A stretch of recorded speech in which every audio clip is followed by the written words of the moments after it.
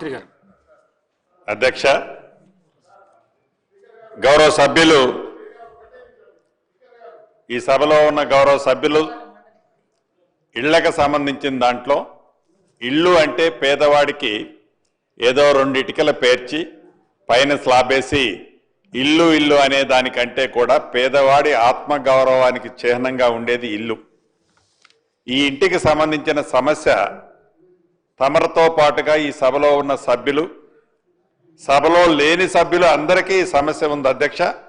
ఇప్పుడు ఈ సభలో మీ అనుమతితో మిర్యాలగూడెం శాసనసభ్యులు లక్ష్మారెడ్డి గారు, సాగర్ శాసనసభ్యులు జైవీర్ రెడ్డి గారు, రామగుండం శాసనసభ్యులు రాజ్ ఠాకూర్ గారు, ఆలేరు శాసనసభ్యులు ఐలే గారు, అదే రకంగా కల్వకుర్తి శాసనసభ్యులు కసిరెడ్డి నారాయణ రెడ్డి గారు, పాల్వాయి హరీష్ గారు, గండ్ర సత్యనారాయణ గారు, సూర్యనారాయణ గారు, పాయం వెంకటేశ్వరరావు గారు, దానం నాగేంద్ర గారు, ఇలా 10-11 మంది వారి అదే రకంగా రాకేష్ రెడ్డి అన్న చివరిలో కొట్లాడి మైక్ తీసుకున్నారు. రాకేష్ రెడ్డి గారన్న కూడా 11 మంది సుదీర్ఘంగా వారి నియోజకవర్గాల్లో వారికి ఉన్న సమస్యలు, ఇక్కడ 2 BHK ఇందిరమ్మ ఇళ్ళు, ఇక్కడ 2 వర్టికల్స్, క్రీస్తు పూర్వం క్రీస్తు శకం అని ఎలా అనుకుంటామో, ఎలా వాడుక భాషలో ఉందో ఇందిరమ్మ ఇళ్ళు ఈనాటి మనం ఇస్తున్నది.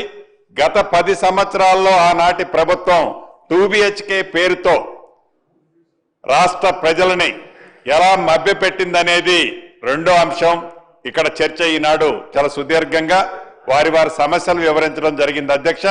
ముందుగా 2 BHK గురించి గౌరవ సభ్యులు ఏవైతే అనేక సమస్యలు అడిగారో, ఇందాక ప్రధానమైన సమస్యకి ఈ ప్రభుత్వం ఏర్పడే నాటికి గత ప్రభుత్వంలో 2 BHK కట్టి బిల్స్ 204 కోట్లు పెండింగ్ ఉన్నాయి అధ్యక్ష.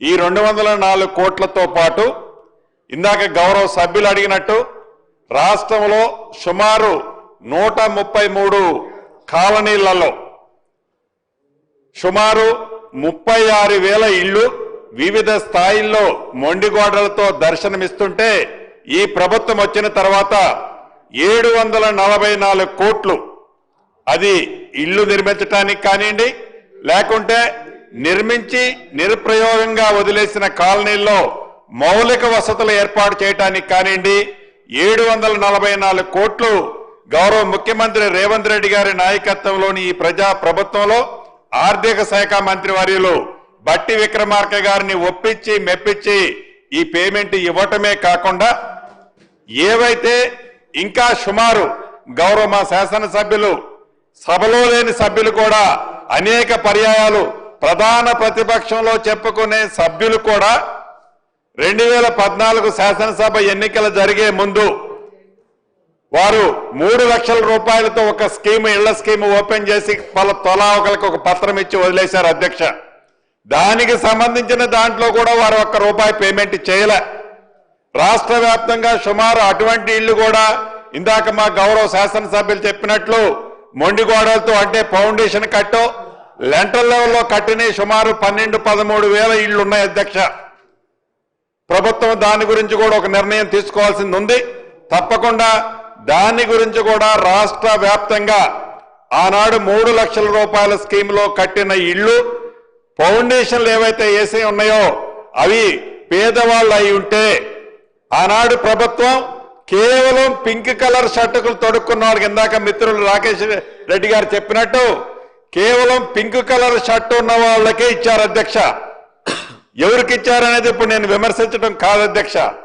కానీ ఆ 12,000 ఇళ్లు అర్హులైన పేదవాళ్ళు అయ్యి ఫౌండేషన్ స్థాయిలో ఉండి ఉంటే తప్పకుండా గౌరవ ముఖ్యమంత్రి గారిని సహచార కేబినెట్ మంత్రుల్ని ఒప్పించి వాటికి కూడా పేమెంట్ ఇచ్చే కార్యక్రమం ఈ ప్రభుత్వం పాజిటివ్ గా బేసిజాలుగా పోకుండా చేపట్టడం జరుగుద్దని కూడా ఈ సభ ద్వారా, ఈ సభలో లేని పెద్ద మనుషులకి అనేక పర్యాయాలు వారు నాకు ఫోన్ చేస్తుంటారు అధ్యక్ష, చూడగా కొద్దిగా అది ఒక్కటి క్లియర్ చేసి పెట్టవే అని. ఆ సభ్యులకి కూడా ఈ వేదిక ద్వారా వారు లేకపోయినా అర్హులై ఉంటే ఆ 3 లక్షల రూపాయల స్కీముకు సంబంధించిన ఇల్లు కూడా తప్పకుండా ఇవ్వటం జరుగుద్దని కూడా ఈ వేదిక ద్వారా తెలియజేస్తూ 2BHKకి సంబంధించిన అనేక అంశాలు కొన్ని కంప్లీట్ అయ్యాయి. కంప్లీట్ అయిన తర్వాత బెనిఫిషరీని సెలెక్ట్ చేయని కారణంగా కిటికీలు, దారబంధాలు, చివరికి ట్యూబ్ లైట్లు, దాంట్లో ఉండే వైర్లు పీకిపై నిరుప్రయోగంగా రాష్ట్రంలో ఇంకా కొన్ని ఉన్నాయి అధ్యక్ష. ఇందాక కసిరెడ్డి నారాయణ రెడ్డి గారు చెప్పినట్టు వారు CDF ఫండ్ నుంచి కొన్నిచ్చి చేయించినట్లు చాలా మంది శాసనసభ్యులు వారి వారి నిధులను పెట్టి చేయించిన సందర్భాలు ఉన్నమాట వాస్తవం. రాష్ట్ర ప్రభుత్వం వచ్చిన తర్వాత సుమారుగా 457 కోట్లు అలా నిరుప్రయోగంగా పూర్తిగా కట్టి పూర్తి పేమెంట్ ఇచ్చిన వాటికి కూడా శాంక్షన్ ఇచ్చాం. దాంట్లో పేమెంటే పార్ట్లీ కొంత ఇచ్చాం. కొన్ని వర్కులు ఆన్ గోయింగ్ ఉన్నాయి. ఆ వర్కులు కంప్లీట్ చేసే బాధ్యత కూడా ఈ రాష్ట్ర ప్రభుత్వం చేపట్టుద్ది, బేసిజాలకి పోకుండా. అదే పద్ధతిలో ఫౌండేషన్లు కట్టి కొన్ని, పిల్లర్స్ వేసి కొన్ని, స్లాబ్లు వేసి కొన్ని, వివిధ రకాలుగా అసాంఘిక కార్యక్రమాలు జరుగుతున్న ఇందాక నిజామాబాద్ శాసనసభ్యులు చెప్పినట్లు యథార్థం అధ్యక్ష. ప్రభుత్వం అది వారి సొంత ఆస్తిలాగా ఆనాడు పేదవాడి కష్టంతో ప్రభుత్వానికి నిధులుంటే, నిధులు వస్తే, ఖజానాకు డబ్బు వస్తే ఆ డబ్బుని మళ్లీ పేదవాడికి ఆత్మగౌరవానికి చిహ్నంగా ఉండే ఇల్లు ఇస్తామని చెప్పిన ఆనాటి పెద్ద మనిషి చివరికి వారి దత్తత తీసుకున్న వాసాల మర్రి కూడా ఇందాక మిత్రులు చెప్పినట్టు శాసనసభ్యులు ఆలేరు శాసనసభ్యులు చెప్పినట్లు వారి వాసాల మర్రిలో ఇచ్చిన హామీని కూడా నెరవేర్చకపోతే ఆ పక్కనే గౌరవ ముఖ్యమంత్రి గారు ఒక సభకు వెళ్ళినప్పుడు నాకు సూచనలు చేసి తప్పకుండా వారు ఎలా నిర్వహించలేకపోయారు, ఈ ప్రభుత్వమైన 2BHK కడదామని చెప్పి కట్టించిన మాట ముమ్మాటికి వాస్తవం అధ్యక్ష. ఇందిరమ్మ ఇళ్ల కార్యక్రమంలో అదే రకంగా ఈ 2BHKకి సంబంధించిన వాటిని ఇప్పటికే ఆదేశాలు ఇచ్చాం. రాష్ట్ర వ్యాప్తంగా అది పట్టణాల్లో కానీ పల్లెల్లో కానీ ఎక్కడ ఉన్నా అసంపూర్తిగా కట్టుకున్న 2BHKలకు సంబంధించిన వాటికి బెనిఫిషరీస్ ని ఫైనల్ చేసి ఏదైతే ఇందిరమ్మ ఇళ్ల కార్యక్రమం ద్వారా ప్రతి పేదవాడికి అర్హులైన వాటికి పార్టీలకు అతీతంగా ఏదైతే ఇళ్లు ఇస్తున్నామో అదే పద్ధతిలో ఇళ్ల స్థలం లేని నిరుపేదలకి ఏదైతే గతంలో ఆ ఇంటికి 50,000 లక్ష రూపాయలు శాంక్షన్ చేసి పేమెంట్ ఇచ్చి ఉంటే ఆ పేమెంట్ పోను మిగిలిన 4 లక్షలు 3 లక్షలు బెనిఫిషరీని ఫైనల్ చేసి ఆ బెనిఫిషరీకి విడతల వారీగా ఇల్లు కంప్లీట్ అయ్యే లోపు ఆ పేమెంట్ ఇచ్చే కార్యక్రమాన్ని చేపట్టాలని రాష్ట్ర కేబినెట్ లో కూడా ఇన్ఫార్మల్ గా డెసిషన్ తీసుకోవడం జరిగింది అధ్యక్ష. దాన్ని తప్పకుండా నిరుప్రయోగంగా కొన్ని నిధులు ఖర్చు పెట్టి ఎక్కడైతే అసాంఘిక కార్యక్రమాలు జరుగుతున్నాయని గౌరవ శాసనసభ్యులు అనుకుంటున్నారో వాటన్నిటినీ పేదవారికి రాబోయే కొద్ది రోజుల్లోనే ఇచ్చి సెలక్షన్ చేసి వారే కట్టుకునే విధంగా బెనిఫిషరీ ఆ బ్యాలెన్స్ వర్క్ కట్టుకునే విధంగా ఆ బ్యాలెన్స్ వర్క్ కి ప్రభుత్వం ఇచ్చే 5 లక్షల్లో బ్యాలెన్స్ డబ్బులు ఇచ్చే కార్యక్రమాన్ని ఈ ప్రభుత్వం చేపట్టడం జరుగుతుంది అధ్యక్ష. అదే రకంగా దానం నాగేంద్ర గారు కానీ ఇంకా అనేక పట్టణాల్లో మిత్రులు మిర్యాలగూడ శాసనసభ్యులు లక్ష్మారెడ్డి గారు అడిగినట్లు సుమారు 14 కాలనీలు, ఆ కాలనీలో పేదవాళ్ళు ఉన్నారు. ఆ పేదవాళ్ళకి ఇళ్ల స్థలం లేదు. ఇళ్ల స్థలం లేకపోతే మనం ఇచ్చే స్కీము ఏదైతే మొదటి విడత రాష్ట్ర వ్యాప్తంగా 4.5 లక్షల ఇళ్లు ఇస్తూ ప్రతి ఇంటికి 5 లక్షల రూపాయల చొప్పున 22,500 కోట్లు ఈనాడు ఈ కార్యక్రమానికి రాష్ట్ర ప్రభుత్వం ఖర్చు పెట్టడం జరుగుతుంది అధ్యక్ష. సుమారు ఈ ఇందిరమ్మ ఇళ్లలో ఇప్పుడు 3 లక్షల పైగా వివిధ దశల్లో ఇళ్లున్నాయి అధ్యక్ష. నాకు తెలిసి లేటెస్ట్ సమాచారం ప్రకారం 52,000 ఇళ్లు పైచిలకు గోప్రవేశాలు కూడా అయ్యాయని చెప్పడానికి ఈ సభ ద్వారా సంతోషిస్తున్నాను అధ్యక్ష. నాకు తెలిసి మళ్ళీ వర్షాకాలం వచ్చే నాటికి ఏవైతే ఇళ్లున్నాయో ఇందిరమ్మ ఇళ్లు ఇచ్చామో ఆ ఇళ్లు అన్నీ కూడా పూర్తవుతాయని కూడా ఈ సభ ద్వారా ఈ సభలో ఉన్న సభ్యులతో పాటు రాష్ట్రంలో ఉండే ప్రజానికానికి కూడా తెలియజేయడానికి ఈ రాష్ట్ర ప్రభుత్వ పక్షాన సంతోషాన్ని తెలియజేస్తున్నాను అధ్యక్ష. అయితే ఈ 2 BHKకి సంబంధించిన ఇంకా చాలా ఇళ్లు చెప్పారు. టౌన్లకు సంబంధించి హైదరాబాద్ కానీ కట్టి ఎలకేషన్ చేయని వాటిని యుద్ధ ప్రాతిపదిక మీద ఇందాక నాగేంద్ర గారు చెప్పినాయి కానీ ఇతరత్ర యుద్ధ ప్రాతిపదిక మీద తప్పకుండా అర్హులైన పేదవాళ్లకి ఇళ్ల స్థలం లేని వారికి 2 BHK కట్టి నిరుపయోగంగా ఉండి లేకుంటే చిన్న చిన్న రిపేర్లున్నా రాష్ట్ర ప్రభుత్వ పక్షానే వాటిని కూడా రిపేర్ చేయించి మౌలిక వసతులు ఇచ్చి వాటిని ఎలకేషన్ చేయడంతో పాటు అర్బన్ కి సంబంధించిన ఒక పాలసీని GHMC పరిధిలో ఏదైతే నిన్ననే కొత్తగా ఒక పెద్ద మన కార్పొరేషన్ ఏర్పాటు చేసుకోవడం జరిగింది.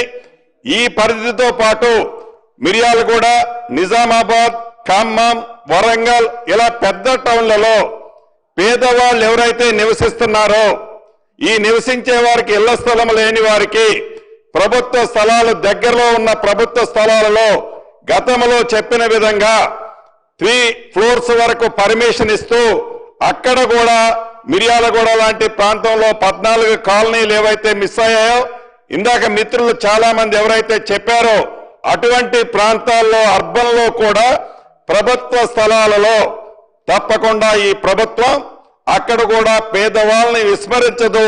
ఇది పేదవాడి ప్రభుత్వం. వాళ్ళకు కూడా ఇందిరమ్మ ఇల్లు వారి ఆత్మ గౌరవానికి చిహ్నంగా ఉన్న ఇల్లు ఈ ప్రభుత్వం ఇస్తుందని కూడా తమరి ద్వారా గౌరవ సభ్యులకి రాష్ట్ర ప్రజలకు కూడా తెలియజేస్తున్నాను అధ్యక్ష. ఈ ఇందిరమ్మ ఇల్లు కట్టే దాంట్లో కూడా తమరి సూచనల ప్రకారం ఈ శాసనసభ అయిన తర్వాత తప్పకుండా ఉమ్మడి జిల్లాలకు సంబంధించిన ప్రజా ప్రతినిధులను కూడా ఒకసారి పిలుచుకొని మా హౌసింగ్ సెక్రటరీని కూడా పిలుచుకొని ఏదైతే సమస్య L1, L2, L3 ఆనాడు AI బేస్డ్ గా ఏవైతే మనం ఈ ఎక్కడ పారదర్శకంగా ఇవ్వాలి అనే ఉద్దేశంతో రాష్ట్ర వ్యాప్తంగా సుమారు 20 లక్షల మందిని మనం ఐడెంటిఫై చేసిన అధ్యక్ష. దీంట్లో ప్రతి నియోజకవర్గంలో ఒక 40-50 ఇబ్బంది ఉన్నమాట వాస్తవం. రాబోయే కొద్ది రోజుల్లో మీ సూచనలతో వాటిని కూడా పరిష్కరించడం జరుగుద్దని కూడా ఈ సభలో గౌరవ సభ్యులందరికీ కూడా తెలియజేస్తున్నాను అధ్యక్ష. కొంతమంది సభ్యులు అడిగారు ప్రారంభంలో పైలట్ గా కొన్ని గ్రామాల్లో ఆనాడు 400 నుంచి 600 SFTకి రిస్ట్రిక్షన్ అనేది లేకపోయిన కారణంగా కొంత ఎక్సెస్ కట్టుకున్నాం. దానికి ఎగ్జంప్షన్ ఇవ్వమని అడగటం జరిగింది. తప్పకుండా అది ఎగ్జంప్షన్ ఇచ్చాం. అటువంటిది ఎక్కడైనా ఇంప్లిమెంటేషన్ జరగకపోతే వాటికి ఇమీడియట్లీగా దాన్ని ఇంప్లిమెంటేషన్ చేసే చర్యలు కూడా చేపడతానని తమరి ద్వారా గౌరవ సభ్యులకు తెలియజేస్తున్నాను అధ్యక్ష. ఇక